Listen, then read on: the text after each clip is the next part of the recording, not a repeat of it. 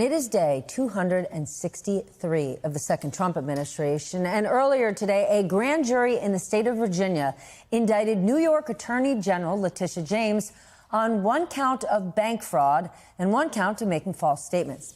MSNBC was the first to report that Lindsay Halligan, the interim U.S. attorney for the Eastern District of Virginia, was presenting evidence to the grand jury.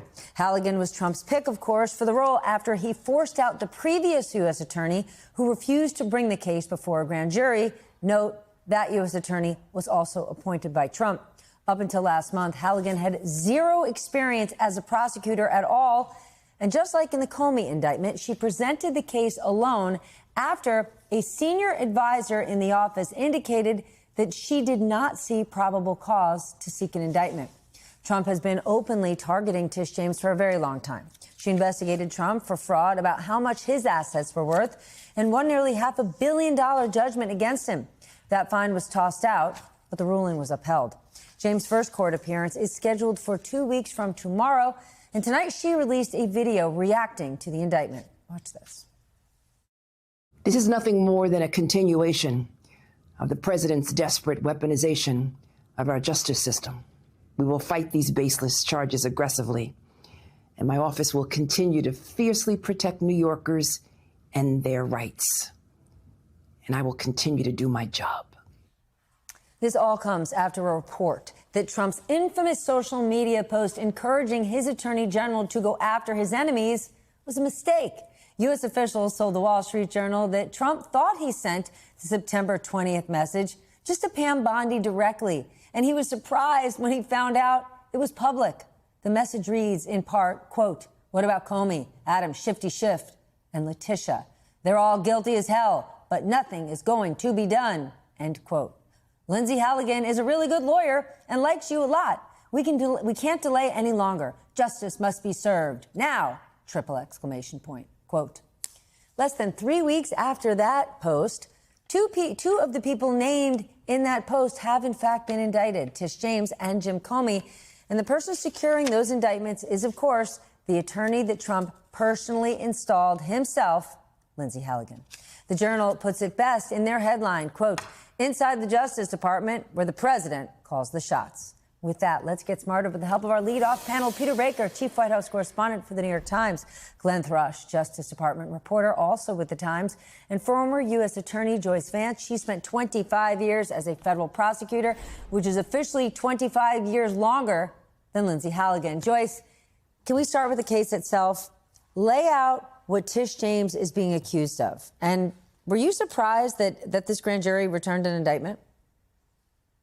Well, look, I think what we're seeing is a prosecutor who is willing to go into the grand jury and ask for an indictment in cases where cooler prosecutorial heads would fear to tread. This is an indictment that charges bank fraud and false statements, and it's awfully slim when it comes to facts. I have to say it's really surprising to see, for instance, an indictment that says that the defendant, Tish James, made multiple false statements but doesn't bother to specify any of them. And when you come to bank fraud, the essence of a bank fraud case is a scheme to defraud the bank. So the misrepresentations that she makes have to be material to getting the loan.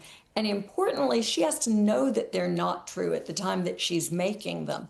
We don't see any indication in this indictment that the government has anything close to the evidence that it would need to prove any of this to a jury beyond a reasonable doubt.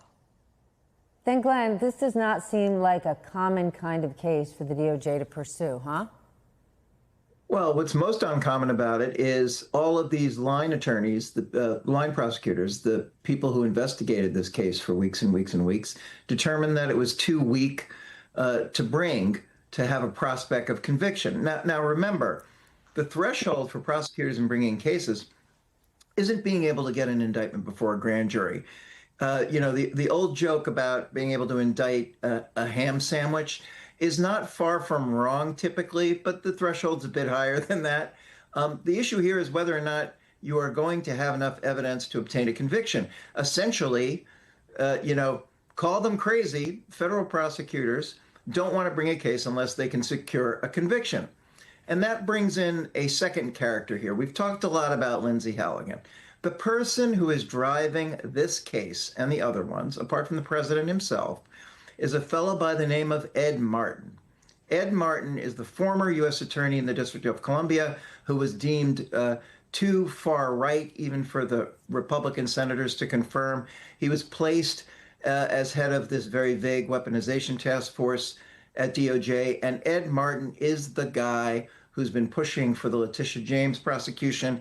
Ed Martin showed up in front of Tish James's house in Brooklyn in a trench coat with a New York Post reporter in tow to make that case. And I'll tell you something else. Early this morning, hours before the indictment came out, Ed Martin, who has nicknamed himself Eagle Ed, posted this cryptic image of an eagle flying over the Brooklyn Bridge. You can't really make this stuff up. So okay.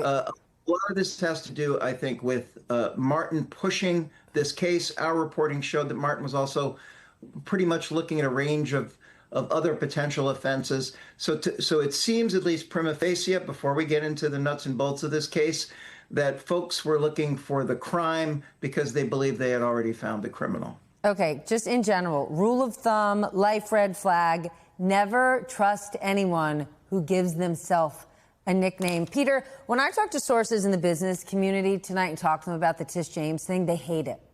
Because even those who voted for Donald Trump kept saying, listen, he's allowed to talk, but it's the three separate but equal branches of government. That's what we depend on in this country. What makes us exceptional.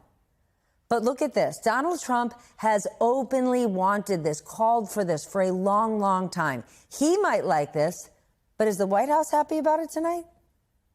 Well, look, he's surrounded by people who are on the same page that he is, unlike the previous term, right? In the previous term, he repeatedly called for the Justice Department to do the kind of thing that it's doing now, to politicize indictments, go after political opponents time and time again. And the Attorney General of that term, Jeff Sessions and Bill Barr, whatever you think of them, very conservative figures, very loyal to Trump in a lot of ways, refused to go along.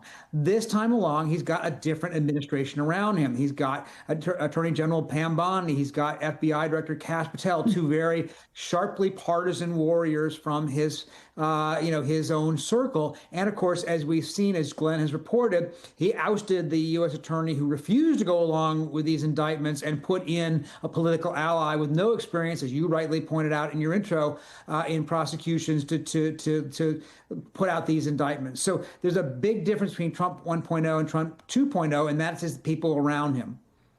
Joyce, a lot of people think that the Comey case could get tossed out before trial. What about this one? Well, this one will be vulnerable in many of the same ways because, of course, Trump has never made any effort really to conceal his dislike of Tish James. She successfully went after his businesses as New York's Attorney General. She has focused on him on numerous occasions. And so this notion of selective or vindictive prosecution is something that her very experienced defense lawyer, Abbe Lowell, is certain to focus on. And the problem that the Justice Department has, this is a kind of defense motion that is almost never successful. But because the words come out of the president's own mouth, and because there's at least some indication that prosecutors in this case, both Comey and now in the James case, have been very responsive to the president's desires, the defense may have a good argument to make here. Every time the president tweets or speaks more, that defense gets better. And so the problem is that the president's inability to stop talking about these cases, in essence, makes those defenses more powerful. Glenn, Tish James embarrassed Donald Trump. She embarrassed Donald Trump when she laid out how he inflated the value of his assets, both in New York City and his properties in Westchester. And now here we have the administration zeroing in on mortgage fraud. Do you think there's a parallel between the two? Why go mortgage fraud? Well, this particular case is bank fraud, right? We thought there was initially going to be, this was a little bit of a switcheroo from what we had presumed. Tish James has 3 houses, 2 in Virginia and 1 in New York. We had thought this was about the second residence. It is, in fact, about a third residence. And it's not about mortgage fraud per se. It's about her using this as a rental property instead of using it as a second residence. So this is one step removed from the mortgage fraud thing. But I'd like to piggyback on something that Joyce said. Joyce is a prosecutor. Joyce has had to present cases and accrue evidence. And Joyce wanted to see the people that she indicted get convicted. I would argue, and Ed Martin, the aforementioned Ed Martin, has himself argued Hold this. on. I'm not sure I know who you're talking about. You referring to Eagle Ed? Eagle Ed. Oh, I got it. Eagle Ed has said that is a legitimate goal of bringing these cases is to name and shame the people that he has targeted. So while Joyce and other prosecutors might want to achieve a result of a conviction, I would argue, I think an argument rather can be made that what has happened today and last week with Comey was in fact the result. This is what Donald Trump wanted. He wanted to cast them under a cloud.